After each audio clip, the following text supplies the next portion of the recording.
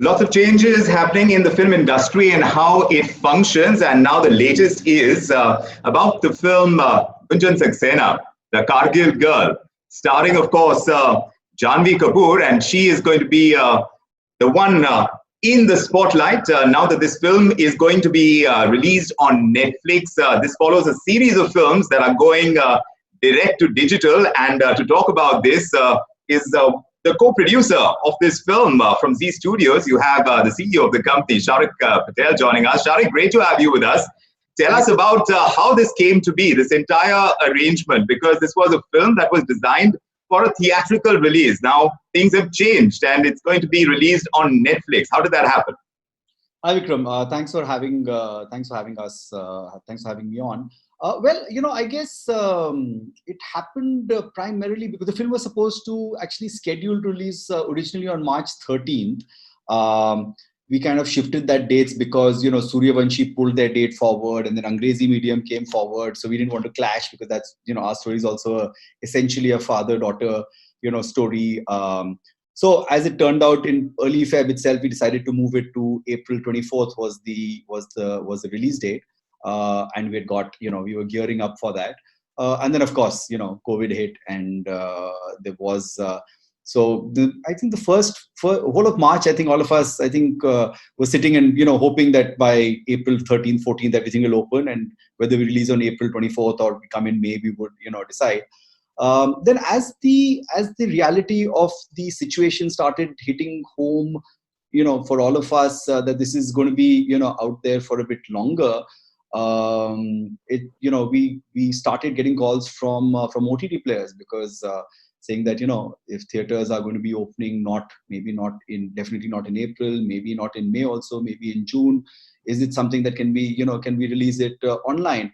And then we, along with Karan and Apurva partners, Dharma, we said, okay, let's explore and see is the pricing working or not, and then the conversations started with all the platforms, and as the conversations proceeded, it just tended to make sense to because the film was ready. It was something that it was important from our end to also liquidate the asset, if you will, in a very crude sense. Yes. The film was ready, and of course we all wanted it to be a theatrical release. But given the fact that as it became more and more clear that we don't know whether it's going to open in June or July or August or whatever, it just made sense to to get the product out. And in Netflix, we found a great partner, and that's how it's kind of come about. So the conversation started early in April, but I think all of us, and including the other products which actually got announced even earlier, I think in late March, early April, when the first round of these conversations happened, I think everyone was how it is during lockdown. Everyone's got a lot of time, and everyone was interacting with everyone and trying to see if it made sense. And for some of these movies which finally have found a OTT home, it kind of made sense. So, and hence these deals have happened. Now with Unlock happening, let's see, hoping with some malls also opening. Let's see when multiplexes open. And as I said, for us, for all film producers, theatrical remains the first love, and we will always prefer to release films which are made for theaters in theaters. So I'm just wondering how tough a call it was to make, because like you pointed out, at some point it became important to liquidate the asset, like you pointed out. What was that call that you needed to take? Because there is still no uncertainty as to when theaters are going to reopen.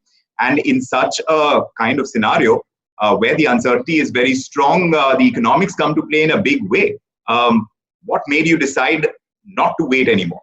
So I think a couple of things. One is, of course, not knowing when the theaters will open. And even now there's no specific clarity. We had like a call with the Multiplex Association and some of the key players, and they're of course at the forefront lobbying with the different ministries to get approvals to get the theaters open, and they're estimating anywhere between end June to mid July as an optimistic dates start, then maybe end July, early August as a realistic start date. So I think with that, and this was a conversation which happened like a couple of weeks back. So the whole of April and early May, when everything was looking a lot more grim, the decision was, so there are two things. I think what we need to understand, Vikram, is that it's very important for all of us who are producers to make sure that as and when, and it's only once you monetize a particular asset, the money that gets plowed back into the next project that you have planned, right? Right. I think that's going to be a huge challenge for the entire industry, including, you know, our partners at the multiplexes, to ensure that there's a steady flow of films. Because what's going to happen is, with no production happening for the last 3 months and film productions, you know, starting off slowly, maybe in July, August, whenever they kind of, you know, kick into gear, there is, you know, so there is this huge gap of content which wouldn't have been produced. And hence, you know, and if you've got a lot of the films where people are still waiting to liquidate or to monetize the asset before you can start taking your next films on floor, then that will further delay the supply chain. So I think it was very important to look at it both. One is, you know, when theaters open, I'm saying there are two basic factors. One is the fear of, you know, the fear psychosis of how many people will come out initially, right? Having said that, I'm fairly sure, you know, there will be a large number which will come back, you know, fairly soon, if not the first weekend, the first month, you know, by the second month, you know, we should be, you know, the fear will abate. The other is, of course, the overall economic impact, right? I mean, how many people can actually afford to go out and spend that, you know, 200 rupees, you know, for a particular, you know, for a ticket, along with their families, and if they're doing it, what are the kind of movies they want to see? While Kargil Girl definitely from an emotional from an emotional perspective does, you know, qualify, you know, for that, and it's coming from marquee production houses like Dharma and us. It obviously is not a big tentpole film, which would probably is what everyone's hoping, you know, for people to, for the lure of cinemas to draw people back in.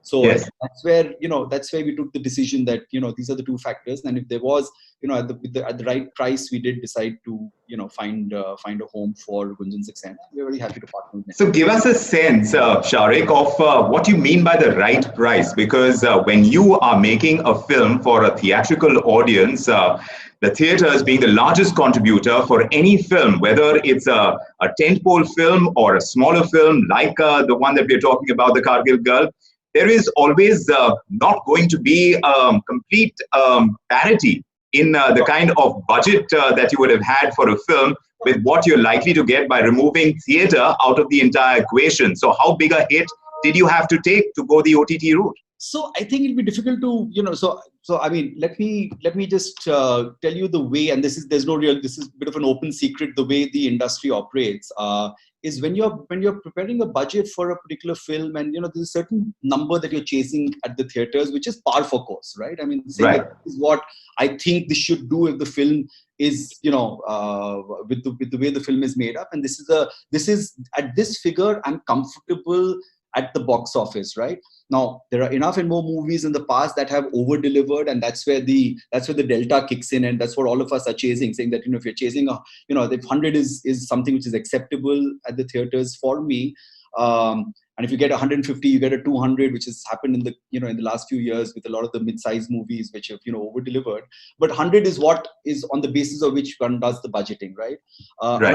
And on the basis of that, a lot of your on the basis of that NBOC, the box office, a lot of your ancillary rights is kind of pegged at. So when you do that entire math, it's a fairly simple arithmetic which allows you to figure out is that what is the profit I am comfortable with for the kind of film that I have made, which I would have got under normal circumstances with the film delivering average or above average at box office and not being an outlier. And on Right. the basis of that, the math was done, which allowed us to arrive at a figure, which allowed us to ensure that all the rights, the digital rights and the satellite and the music rights kind of took care of that entire, the overall number that anyone is chasing, whether it's us or the other producers who've actually, and that makes sense. It's the only time when you actually look at, you even consider, you know, a direct for direct, you know, and the monetization of the asset, you know, had to make sense at the right price, and no one will sell it at a suboptimal. And, you know, and all the products that have actually gone on floor, or at least all the marquee films that have been announced right now, are all films that have, have been from a financial perspective. I'm fairly clear. No one would have taken a hit on their P&L up to a, at a average figure, right? I mean, what is that average figure? That's what I'm trying to get at, Sharik, because certainly, like you said, there is an expectation from a theatrical release. Compared to that, from what you get from what was essentially an ancillary play, the kind of satellite rights you're talking about, the same would apply to OTT releases as well, which would happen a couple of weeks down after a theatrical release. So what you would make from a theatrical release first, there is going to be a climb down. I'm just wondering, at least percentage-wise, if you can tell us how much that is. No, so I think difficult to no. So I'm no. So what I'm trying to say is that it's probably at 100% of what we would have expected for the overall project to have made on the box office plus the other rights combined. And so you got to also factor in, because it's not a theatrical release, we don't have a P&A spend on it, right? Which otherwise for a film like this, you would end up spending a fairly, a decent amount on the marketing and the prints cost of this, which is not there. That gets, deducted from the entire thing. So, I mean, I can comfortably say that, if we were on the drawing board expecting, 100 rupees as an earning, from this movie, we have hit that number. So, so without. So you have. So in that sense, when you're looking at the money that you make from a film like this, looking at the way that an OTT player is coming to the table, discussing it, how different is it from the deals that you would crack with a distributor? No, so I think, see, these are unprecedented times. And I think whatever benchmarks are going to be, whatever benchmarks on pricing for a lot of the direct to digital deals, which are happening in the market, cannot be the benchmark going forward. So I think what has happened is that there was an opportunity and there is a need for OTT players for the content which is out there in the market, because they're also realizing that there is no fresh content, no fresh films otherwise coming out. And hence they're willing to pay a certain premium for it. And when they're doing their math, obviously this premium makes sense, for them. Similarly, when we're doing the math in terms of, asking for this premium and getting as much of that premium which is possible. So it's a very, at both ends, the math has to work. Otherwise it's not sustainable. Having said that, this is still early days. I mean, the first of the big ones is premiering, this weekend, on Amazon, which is Gulabo Sitabo. And I think once the numbers of that starts kicking in, Amazon will start deciding their strategy going forward. Similarly, Netflix will be done. And part of our own group company, Z5, also is evaluating, and we also premiered a couple of movies in the last fortnight or so. There was Chintu Ka birthday, and before that Dhoomketu. So I think everyone will have their own mathematics and learnings from the incremental subscribers that are coming in, or the minutes of usage which is happening, and the stickiness of the content which is increasing usage. I think everyone will utilize data points once they get from these particular releases, and then match it to the prices that they've paid, and figure out whether it makes sense and whether this pricing continues or it kind of comes back. So I think it was obviously an opportunistic moment for anyone sitting on content as of right now. But I think it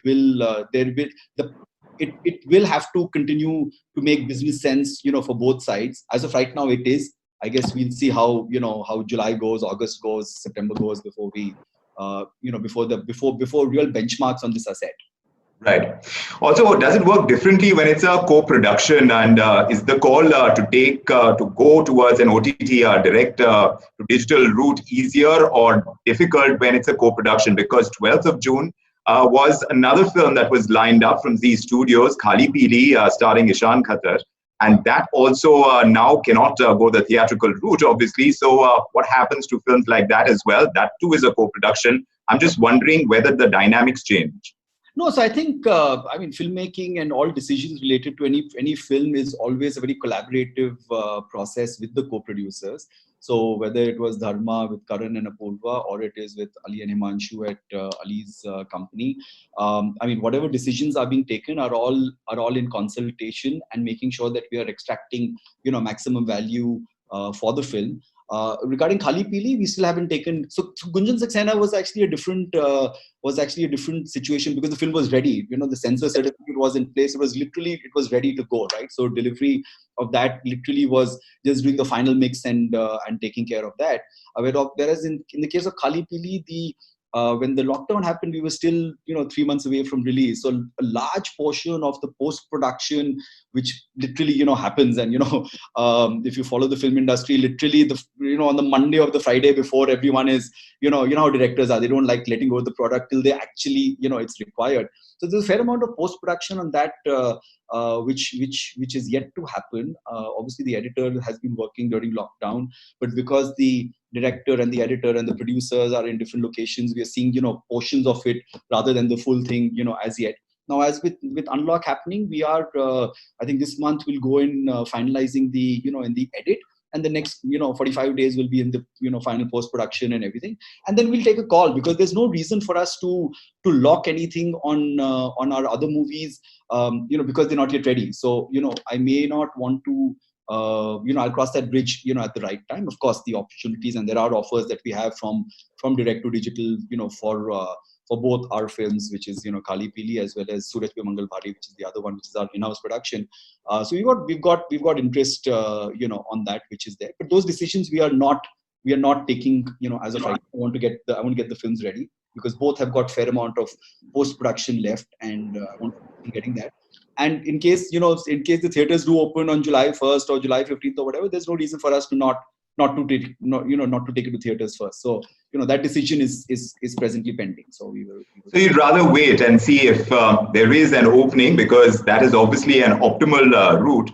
But tell me about other producers. You as a studio, how different is it? Because you acquire films made by other smaller producers as well. But then things would have gotten much tougher, because films are made with those budgets, big or small. A lot of loans are taken by these producers to be able to make these films. Now, they must find themselves in a very tough spot, isn't it? Yeah, so I think everyone is everyone. I mean, yes, it's tough for the film industry, as it is for everyone across all industries. Yeah, so there are enough and more producers who are facing a fair amount of issues in completing their movies, and and those who've borrowed money at high rates of interest. The last 3-4 months of interest would really be pinching to them, and that increases their cost of production. And we're in touch with a whole bunch of different producers, and some of them have the strength to hold on and wait for the theatrical window to open. A lot of the others are talking to all the OTT platforms, to try and figure out an early release. So I think each producer is in a unique has got their own unique challenges, and all of them are trying to figure out how to tackle that. We as a studio are really not engaging with them right now, because I'm not the outlet as such is at this stage is the OTT platform. So a lot of them are talking to the OTT players directly, and we might, anything which comes to us, in fact, I myself am routing it, and we're sharing it with our colleagues at ZEE5. If there are other producers who we've been in touch with, and if we can't do it, we're pointing them to the direction of Amazon or Netflix. So we're happy to point them in the right direction and do the introductions, because we know that the OTT platforms are hungry, but we're not necessarily getting involved in them ourselves. We're just focusing on the product. And how difficult is the distribution game? Because a lot of studios also do their own distribution. At this point in time, they are going to find themselves at sea. How do they strategize? What are you hearing? What's the buzz? No, so we are one of the studios which have we've got our own production, we've got our own distribution set up. So of course we are, as I said, I think all studios are predominantly focused on theatrical release, and we, by virtue of having a division which actually takes care of that of the distribution of our own films and other films that we partner with. It is of course impacting us, but I think for us it's the cost is more in terms of holding on to manpower and and operational cost, rather than anything too heavy. So distributors who it's everyone is just incurring that those their fixed costs as of right now. Obviously the bleed is a lot more for for the multiplexes or the producers holding holding on to their products. So as a distributor, it's like any other service provider. We are, of course, carrying that cost for as long as required, and we are hoping that I'm very hopeful that when theaters do open, there will be a strong bounce back. And I think that stems from all of us who have been at home now for the last 80, 90 days. Today is my first day in office since March 17th. I think was the last time I came in, and today I've just stepped in here for a couple of hours. And so I'm fairly sure that we're not meant to sit at home. We are a social being, and once it's open, and and different people will factor in the safety elements for themselves as is. And and I think films is an integral part of all of us, of everyone, as a mode of entertainment. So I'm fairly sure people will get back now, whether in multiplexes, as per the government regulations, 50% capacity, 40% blocking, 30% blocking. There are all kind of figures floating around. Middle seat left empty, every third seat left empty. So I think that really, once those guidelines are formulated, we'll know what is the potential pie we're all chasing, at a houseful level. So Sharik, what's the way ahead for the content that is going to be generated? Because if you find this film in particular, Gunjan Saxena, which is a biopic, the Kargil Girl, which is a true story, and there is a certain patriotic fervor that we've seen work in the past as well. So if OTT players are going to come back and tell you that this is what they want more of, then do you, as a content production house, are you going to change tack, as it were, because certain things that might work well in theaters, certain budgets that theaters could actually command with the kind of films that may be released through them, that may not really quite cut ice, even the production value that you associate with films. Sure. No, so that's happening in any case. I mean, so what's happening is there is as a producer, as a studio, I am making films that I want to make, and then we try and figure out how to distribute that. But we're also in touch with a whole bunch of OTT players, including our own ZEE5, where we are making films which are on the basis of a specific, I won't say a brief, but on the basis of scripts which are pre-approved by them, and saying that yes, do this, and there's commissioned work. So there's a lot of ZEE5 originals or Netflix originals or Amazon originals which are happening, where producers and studios and content creators like us are working on a particular brief, and we're sharing the scripts with them, and they're involved in the casting, and they're saying, no, increase the comedy. Just like I, as a producer, as a studio, when I'm sitting with a producer, I'm on the buyer's side. When I'm on the seller's side, there are and I treat them as buyers. One has to and if I'm expecting them to fund the entire if it's commissioned work, one will have to follow what their briefs are. But so as a content, I'm fairly, I think it's a very exciting time for content creation, because with OTT platforms and and as I said, theaters will bounce back, for sure. I think it's very exciting time for all of us to come and create content, because we have seen that the demand for content is it's insatiable, right? I mean, you keep throwing stuff, and people will keep will keep devouring it.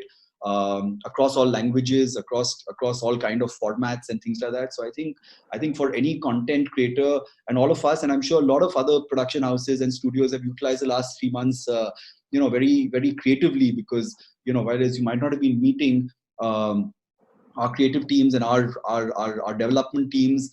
In fact, I've actually incorporated our entire marketing and production and distribution teams in saying, your job now for the last 3 months is to just read all the scripts, and so we've got a whole bunch of our 20, 30 of our colleagues reading the scripts which are there, giving inputs, and they're all getting involved in the creative process. And from that, we've selected out of the 100 odd scripts that we would have read in the last 3 months. There are 4, 5, 6 that large percentage of the team is interested in. Some of it is through co-producers, some of it is brief the writers themselves. So I think it's extremely challenging, and I think once all signals are go for productions to start, we will be taking a lot more on floor in the next few months. Sharik, things have opened up slightly, at least as far as the Mumbai film industry is concerned, but there are strong restrictions as well. So many producers I've been speaking to, they are saying that we'll go down to Ramoji studio. You yourself have a studio in Jaipur, and that is not getting any better. I'm hearing about Rajasthan as well, where there has been a spurt in cases. So it's not like restrictions are going to go away, but how conducive is the Mumbai film industry for production as of now? Or would you go outside? See, I think as of right now, if I was to just put it in two buckets, one is, of course, I think television production. I think that's something that will start off a lot faster. It's already started across multiple states. I think Mumbai, Maharashtra will also, start soon enough. I mean, permissions have been given, but I think there's a lot of ambiguity on the kind of rules that have been laid out. And I think it's important for broadcasters to, to figure that out. From a film perspective, I mean, films were always shot across, I mean, not only just in studios in Bombay, on streets of Bombay, and, on the dunes of Rajasthan, in the beaches of Goa. So I think depending on what the script demands, we'll definitely take it where it's required. And I think what will happen is that depending on the kind of films, so for example, the film that we were actually shooting is called The Wife in Jaipur in our own studios. It's predominantly, so this film predominantly set in one apartment. So the set over there continues to stand. So we'll go and, there's like 10 days of work left in that, out of which 6 days is, or 5 days is indoors and 7 days is outside, 10 to 12 days totally left. And I think we will definitely go shoot the interior portion, and then whatever exterior, obviously with the due permissions of the authorities, shoot that, at the locations which we've already selected. And that will happen. And similarly, other movies that we are looking to take on floor and things like that, which, we will find, at the right time. We also don't want to rush into it, and we can't afford a start-stop situation, because, that just adds to the cost. So I'd rather, pre-production. In fact, we've got one set of our colleagues and, production for one of the films is in our office, even as we speak, preparing for, if you were to go on floor on July 15th, somewhere in Maharashtra, whether it's Kolhapur or Nashik or wherever it is, let's plan for it and gear up towards that. And we are, monitoring the situation on a daily basis, and making sure that that the permissions are in place and all the, relevant authorities are okay with it. And we're also mindful of the fact that, it could be, it could well be that, 5 days before shoot, permissions are revoked and things like that. So, so that's a risk that we that we are willing to take in some of the cases. And some of the bigger ones, and that's what you'll see, a lot of the bigger films may not come on, or may not go on floor immediately for a variety of reasons. I mean, in terms of, the actors have to be comfortable. I mean, I don't know if all actors are comfortable to get onto set right away, right? So there will be some who, and I know some of them who are ready to go immediately, and then there are some who are saying you wait for the vaccine to come out. So these are all big actors, right? So it really, I think everyone has got their own sense of risk assessment, and there's no right or wrong answer. You got to respect everyone's point of view on this, and make your plans on the basis, of that, and see how it goes. I mean, Sharik, you also started off by saying, because direct to digital is still in a very nascent stage, you said there are going to be learnings from this kind of collaboration that you've struck with Netflix for the release. What were the largest takeaways from this deal that you have been able to crack? Because obviously for Zee Studios, it's the first of its kind, and we are looking at it from a Netflix perspective also. This is going to be among the first such releases we are going to see. Any likenesses that you see with the kind of releases that Amazon Prime has announced? And frankly, I really want to understand from you, what were the key learnings which may perhaps drive the way ahead in the future as well for such deals? So I think learnings were... I think difficult to. It was an extremely long negotiation process. I mean, it didn't go off as smoothly as we thought it would. Sorry, in terms of just the entire league, the different legal, issues which were there. So I think it was more in terms of. I think that was slightly. It took longer than what we all anticipated. And the other thing was, I think the big learning was not to have any preconceived notion, right? I mean, we've been always, and which is what I now tell my creative team, that, a lot of the time the script comes and, our creative head says, this is more for digital, and, this is more theatrical. And I'm just saying that, increasingly, I think we need to stop figuring out or making these artificial lines in our own heads as to what we think is suited for digital or what we think is suited for theatrical. I think the idea is to go out and make make great content. And of course, I think there are certain films, because of the way they are mounted and the way the economics work, they just have to go. And I think that's why something like an 83 or a Suryavanshi have not even talked about, even though there's a lot of speculation around them, because the amount, the values that they are chasing at the box office is at a different level. And for as I said, for the production house, or to hit that 100 mark, that as I said, 100% revenue mark that we managed to hit on Gunjan, for them to hit that, it just is unrealistic. I mean, the check that any of the OTT players would have to write would be substantially higher, and I guess they wouldn't be the risk and thereby the risk being a lot more for recovery of that. So I think so my big learning is that let's just make content what we want to and what we will, and hopefully things settle down in the next few months. But even if it doesn't, I think the right content will find its way. I'll give you another very small example. There's a movie which actually premiered on ZEE5. It was a film that I saw about a year and a half back. For a variety of reasons, it didn't get released, and I wanted to actually theatrically release it, almost 18 months back, and then whatever, the deal didn't happen for a variety of reasons, and then finally, the deal got signed for a direct OTT release within a span of 1 week, and that was facilitated by us, and it happened. And so each film has its own destiny. I mean, the film was supposed to open in Miami, and then because of some Me Too issue in 2018, it didn't happen. I wanted to pick it up, whole of 2019 we spent in trying to close that out. It didn't happen, and then and the film gets a great premiere, pretty much. The only Hindi film released in the weekend of 5th of June. Actually, there were two. One was Choked on Netflix, and the other was Chintuka Birthday on ZEE5. So I think it just, each film, each piece of content has its own journey, and some of it has to struggle a lot more to find a home. Luckily, as studios, we know where to take where to take those films.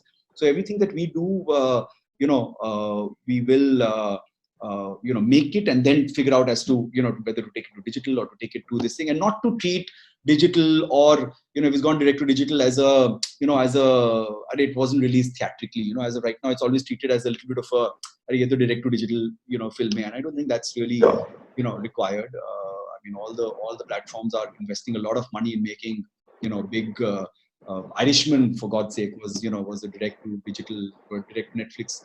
Yes. So I guess there's no. So I think my big learning has been that there are no holy cows, and let's not be we want to do certain things in a certain way, which we must attempt to do. But if it doesn't happen, it's the alternatives are not necessarily a step lower or to be considered as a as a loss of face or a loss of this thing. So. Well, Sharik, thank you so much for all those insights. We've got a good understanding of how things are working, and perhaps this shows the way of what is to come in the future as well. Good luck with Gunjan Saxena. We hope the film does well on Netflix, and it's easier to track now that it's going to be on a digital platform, how well it does. We get some real numbers, hopefully. But thanks very much, Sharik. A pleasure talking to you. Thanks, Vikram. Appreciate it. Thanks. Bye.